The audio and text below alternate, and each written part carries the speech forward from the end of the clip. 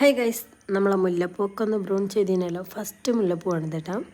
ഇന്ന് ഫസ്റ്റ് 3 മുല്ലപ്പൂ മാത്രമേ വരുന്നിട്ടുള്ളൂ.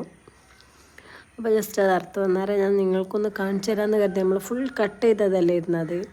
അത്യാവശ്യം നല്ല ഹൈറ്റിൽ വന്നിട്ട് ഫുള്ളായിട്ട് കട്ട് ചെയ്തതാണ്.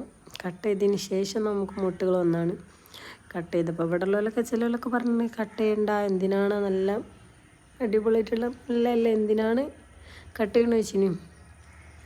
പക്ഷെ കട്ട് ചെയ്തപ്പോൾ ഇത്രയും കുഞ്ഞു മരത്തിൽ ഇത്ര ഫ്ലവർ ഉണ്ടാവും എന്നുള്ളൂ. ഫ്ലവർ വരുന്നിട്ടില്ലെങ്കിലും മുട്ടുകൾ കണ്ടിട്ടെങ്കിലും പറഞ്ഞിട്ടുണ്ട്.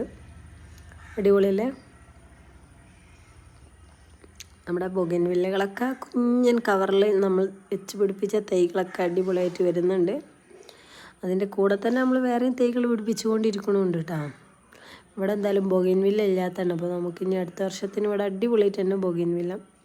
10 മണി വിരിഞ്ഞിട്ടില്ല, വിരിഞ്ഞ് തുടങ്ങുന്നേ ഉള്ളൂ. നമുക്ക് സാധാ ചെറുനാരങ്ങണി ഒന്നേ ആയിട്ടുള്ളൂ, ബാക്കിയൊന്നും ആയിട്ടില്ല. ഉണ്ട് ഏകദേശം അത്യാവശ്യം നല്ല വലുപ്പത്തിലുണ്ട് കേട്ടോ.